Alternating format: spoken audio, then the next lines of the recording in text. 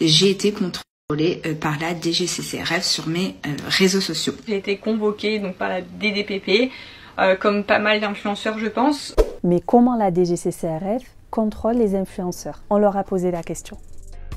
Nous sommes ici au sein de la cellule numérique du Service national des enquêtes de la DGCCRF. Les enquêteurs, lorsqu'ils réalisent des contrôles dans le cadre de l'enquête sur l'influence commerciale, vont faire appel à la cellule numérique. Par exemple, quand on va capter des stories ou des posts, des promotions qui sont faites par les influenceurs, les outils de la cellule vont nous permettre de les retranscrire par écrit et de gagner du temps aussi d'enquête. On contrôle tous les types d'influenceurs, que ce soit des influenceurs issus de la télé-réalité, des anciennes Miss, des sportifs ou ex-sportifs, les streamers jeux vidéo. Donc leur univers est particulièrement varié. Ce qu'il faut comprendre, c'est qu'on ne va pas s'intéresser à un commentaire en particulier. En revanche, ce qui va permettre d'attirer notre attention et le fait qu'on soit plus vigilant, ça va être les produits ou les services qui vont être promus, d'une part, et le public auquel va s'adresser l'influenceur. On va vérifier que le consommateur puisse acheter en toute sécurité. Chaque année, la DGCCRF mène des enquêtes de plusieurs mois sur tous les réseaux sociaux. Plus de 300 influenceurs ont été contrôlés en 2022 et en 2023. La moitié d'entre eux étaient en anomalie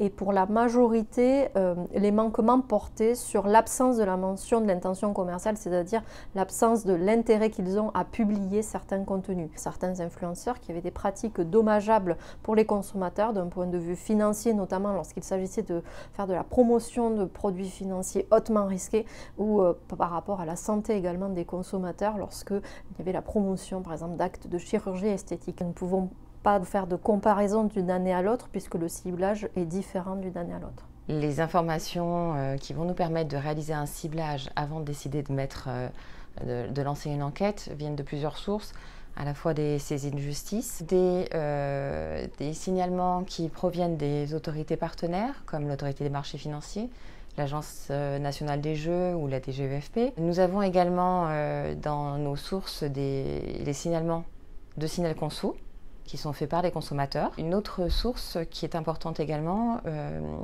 provient de la veille proactive qui est réalisée par les enquêteurs sur les réseaux sociaux, dans les médias, sur l'actualité. On va contrôler en même temps les annonceurs pour les comptes desquels les influenceurs font la promotion des produits ou des services. On peut contrôler les agences publicitaires, les agences des influenceurs.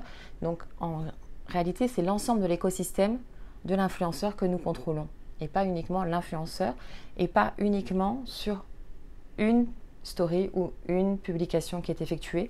On va collecter l'ensemble des éléments sur un temps plus long. De ces contrôles, la DGCCRF adresse des suites aux influenceurs. Donc pour les manquements les moins graves, nous adressons des avertissements. Donc il s'agit d'une sorte de rappel à la loi. Par exemple, d'omettre cette intention commerciale sur un des réseaux sociaux utilisés par l'influenceur alors que toutes les autres publications le mentionnent. Ensuite, lorsque les manquements sont plus graves, nous demandons aux influenceurs de se remettre en conformité. Donc ça, c'est par voie d'injonction. Cette injonction peut être assortie d'une mesure de publicité sur notre site internet, sur nos réseaux sociaux, mais aussi sur les comptes des réseaux sociaux des influenceurs. Ici, une créatrice de contenu devait publier une vidéo sur sa chaîne YouTube et sur son compte TikTok pour pratiques commerciales trompeuses. Mais ces vidéos peuvent être retirées par l'influenceur au bout de 3 à 4 mois. C'est une politique de name and shame qui a été décidée par la DGCCRF dans le cadre des injonctions qui ont été prononcées. Mais pas uniquement dans le cadre de l'influence commerciale. Vous pourrez constater sur notre site internet qu'il y a des sanctions qui ne concernent pas les influenceurs. L'objectif, c'est à la fois que les influenceurs prennent conscience qu'il y a des règles à respecter et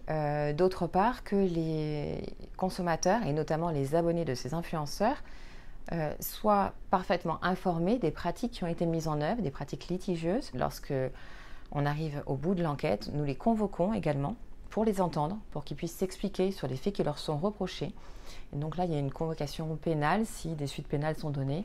Et dans tous les cas, il y a un échange effectivement avec les professionnels dont on retient la responsabilité.